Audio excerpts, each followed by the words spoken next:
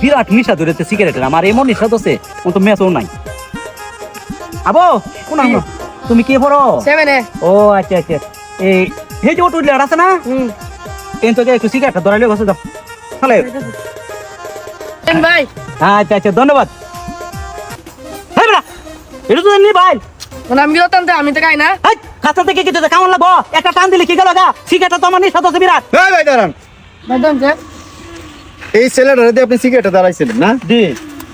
আপনার মতো অসভ্য ইতর মানুষের জন্য এই দেশের যুব সমাজটারে, কিশোর সমাজটারে ধ্বংস করতেছেন, আপনি জানেন?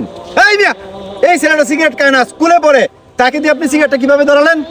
আবার নিভে গেছে দেখে তাকে আপনি বকাবকি করতেছেন। শুনেন, আপনাদেরকে বলে দেই, এই মাইন্ডসেট মন থেকে পরিষ্কার করুন, নয়তো দেশ ধ্বংস হয়ে যাবে।